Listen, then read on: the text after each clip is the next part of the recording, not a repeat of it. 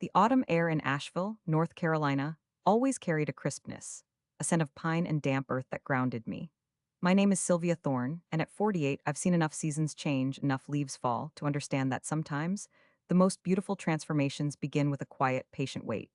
I spent my days in a small, neat house nestled among the trees, ostensibly retired, but my mind, I assure you, was anything but. It was a well-honed instrument, sharpened by years of observing human nature, especially the ugly, arrogant kind that believes loyalty is a weakness and dedication is a commodity to be discarded without a second thought. I knew that particular sting intimately, a ghost limb from my own past, and it was why, when Clara Vance stumbled into my life, broken and bleeding metaphorically, I knew precisely what needed to be done. Clara was a chef, a true artist with fire and flavor, and she had poured her entire soul into the hearth and ember, a restaurant that, under her culinary vision, had transformed from a local eatery into a destination. She was 29, fiery haired, and possessed a quiet intensity that spoke volumes of her passion. For 5 years, she'd been the head chef, the backbone of its kitchen, innovating dishes that drew diners from across the region, earning rave reviews and pushing the hearth and ember towards its coveted Michelin star. She worked 16-hour days, sometimes more, sacrificing weekends, holidays, even relationships, all for the dream she shared with Julian Croft, the owner. Or rather, the dream she asterisk thought she shared. Julian, a man in his early 50s with a perpetually slick-back coiffure and an air of inherited superiority, loved the asterisk idea of a Michelin star, the prestige, the profit, but he despised the messy, demanding work that went into earning it. He saw Clara not as a partner in success, but as a particularly efficient, albeit expensive, piece of kitchen equipment. The betrayal came, as betrayals often do, swiftly and without warning. It was a Tuesday, barely a week before a highly anticipated, unannounced Michelin inspector visit, a visit Clara had meticulously prepared for, down to the last perfect sprig of micro cilantro. I had heard whispers in town, as I always did. Asheville is a small enough place that its secrets don't stay buried for long, especially when arrogance is involved. I'd watched Julian Croft's establishment for a while. His reputation for cutting corners and leveraging his family name was well known, but his treatment of his staff often flew under the radar. Clara, however, was about to become his most public casualty. She walked into my small, quiet tea shop, the steeped soul, not knowing who I was or why I was there. I opened it after my own retirement, a front for my true hobby, observation. She looked utterly devastated, her usual vibrant energy snuffed out like a candle in a gale.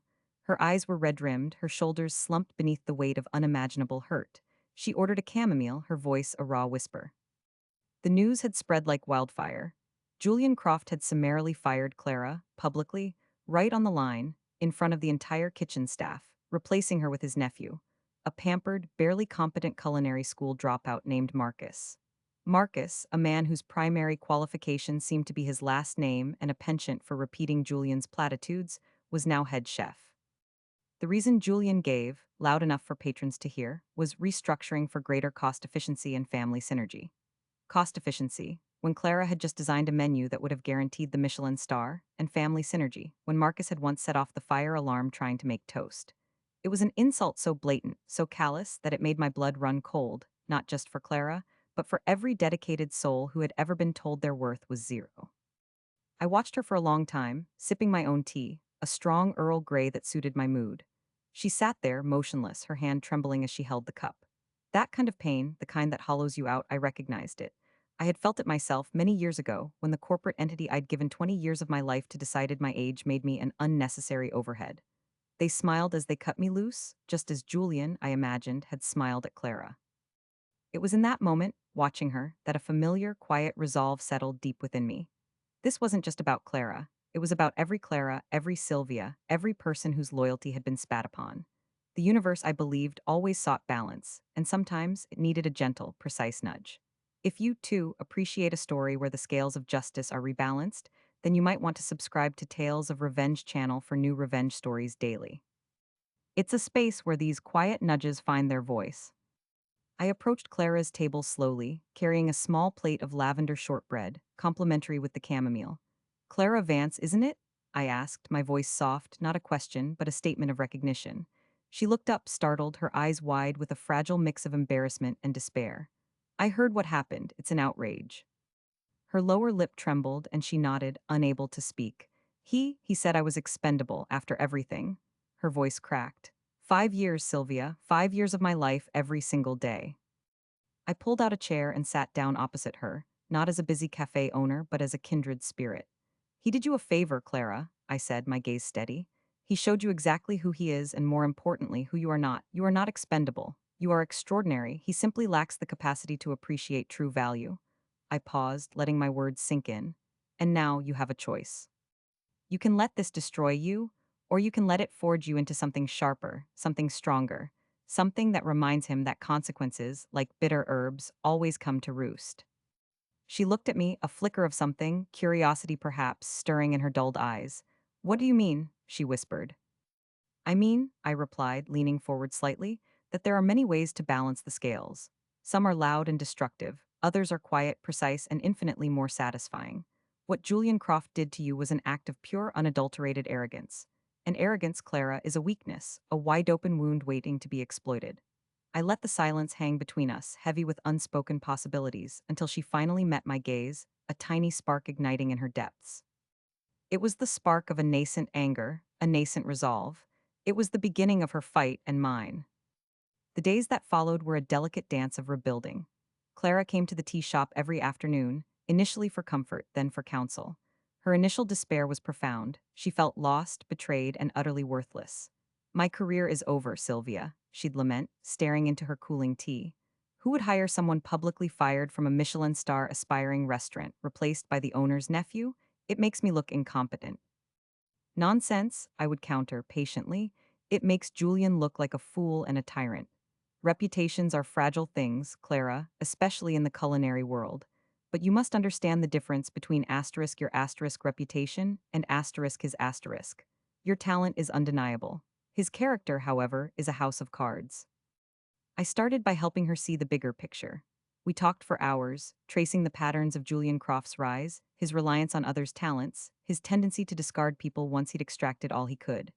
I told her about my own past, the corporate betrayal that had left me adrift, but ultimately stronger. They thought they'd broken me, Clara, I confessed, my voice low, remembering the cold, sterile office where my life's work was summarily dismissed. But what they did was free me. Free me to see the world for what it truly is, and to decide that some imbalances simply must be corrected. But how? She'd ask, her brow furrowed, a flicker of her old fire returning.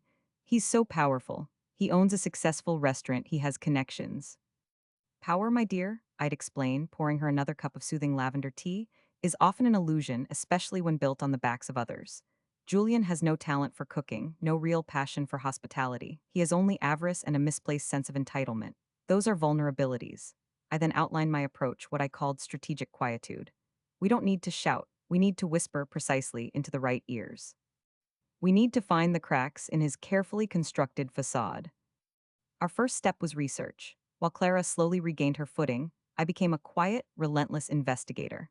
Asheville had an intricate network of suppliers, old-timers who remembered the days before Julian inherited the hearth and ember from his more honorable father.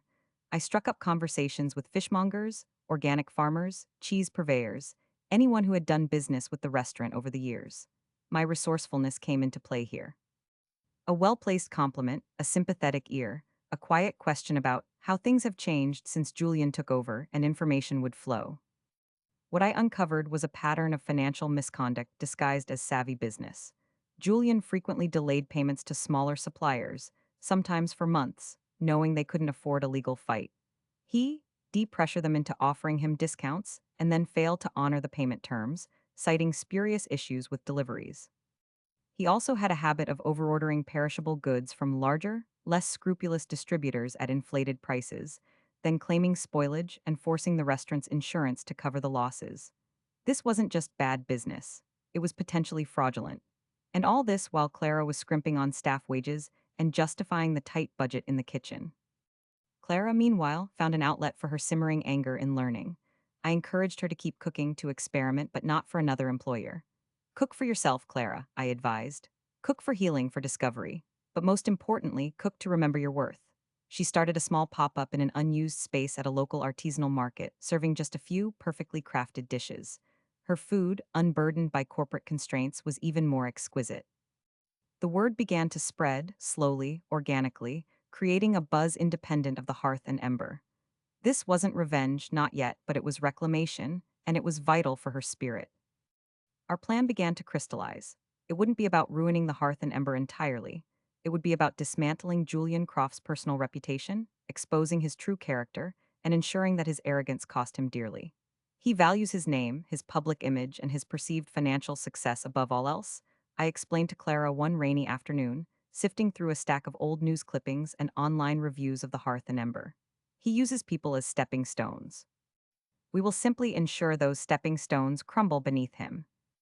The core of our strategy was two-pronged: expose his financial malfeasance to the right authorities and undermine the very foundation of the hearth and ember's quality, all while elevating Clara's profile.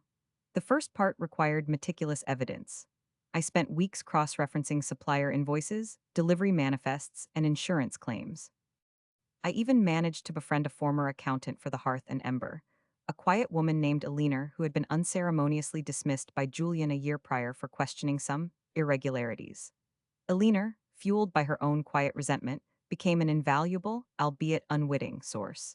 She confirmed many of my suspicions, providing subtle hints on where to look for the most damning evidence. This deep dive into Julian's financial underworld was painstaking, often frustrating, but I knew patience was the key. Revenge, I often told Clara, is a dish best served not just cold, but meticulously prepared. And if you're finding this story compelling, perhaps you'd enjoy more tales of careful planning and satisfying payoffs. Remember to subscribe to Tales of Revenge channel for new revenge stories daily. The second part of the plan involved Marcus, Julian's incompetent nephew. Julian had put Marcus in charge, not just as head chef, but also as the primary person responsible for ordering and managing supplies, ostensibly to cut costs and streamline operations. This was a perfect opportunity. Marcus, eager to please his uncle and utterly devoid of culinary talent or understanding of quality ingredients, was a ticking time bomb. I began subtly planting seeds.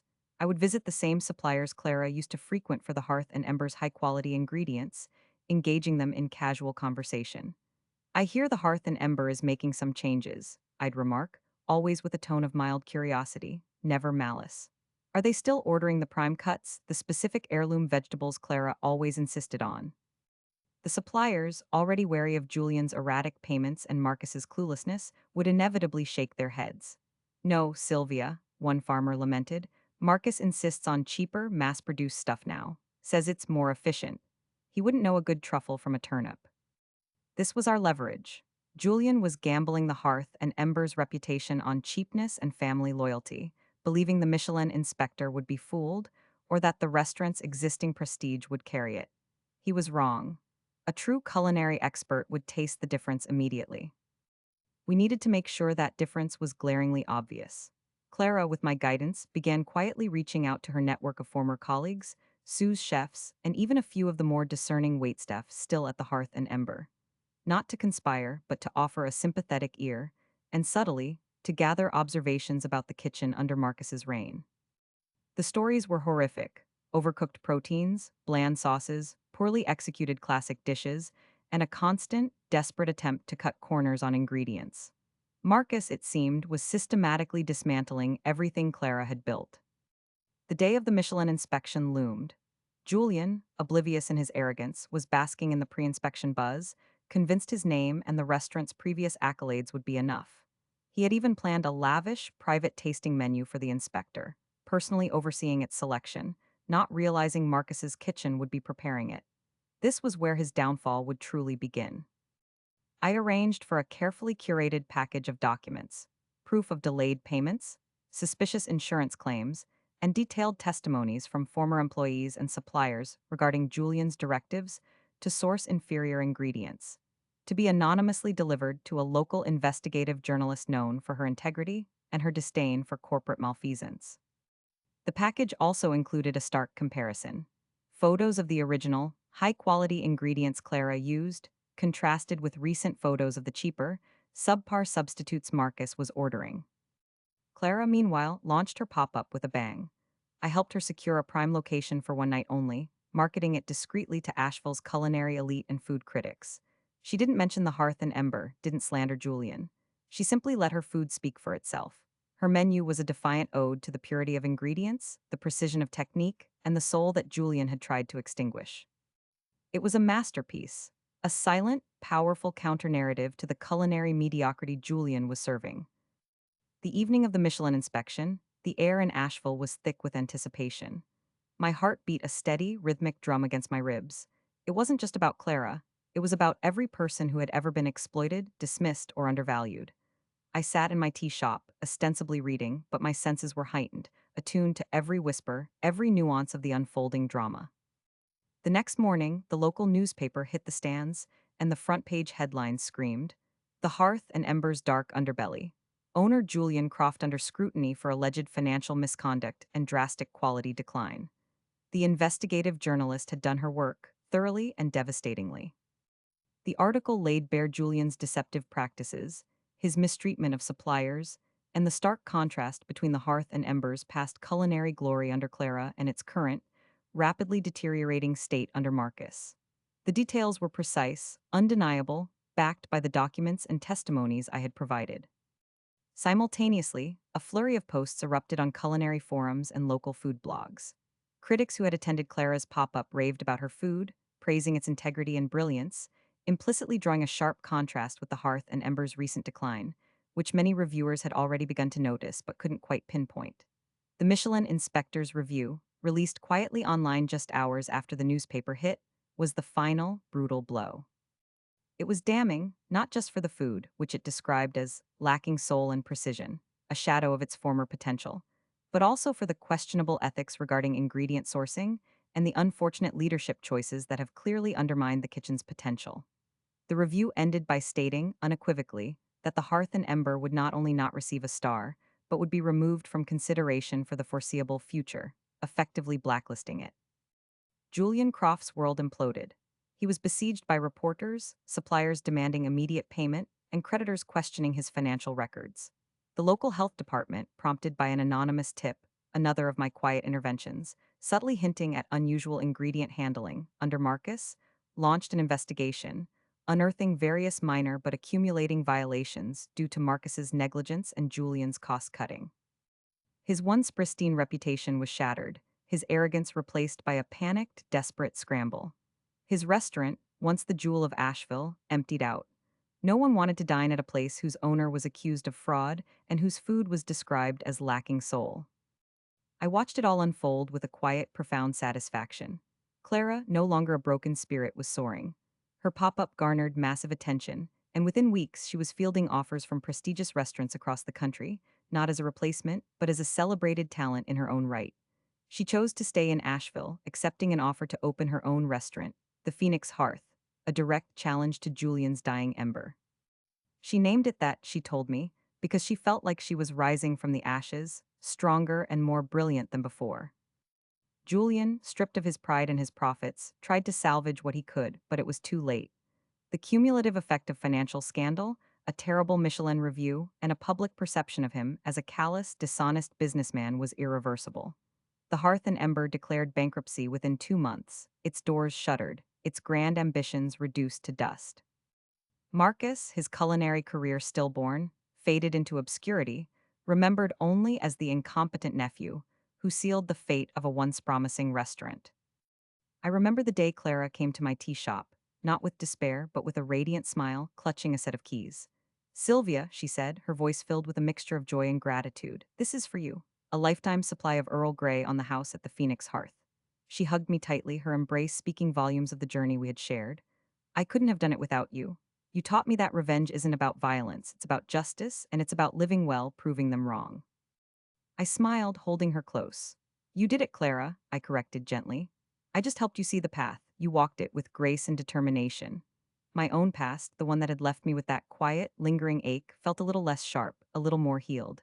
Seeing Julian Croft face consequences for his arrogant disregard, seeing Clara Vance rise from the ashes, was a vindication not just for her, but for every soul who had ever been told they were nothing.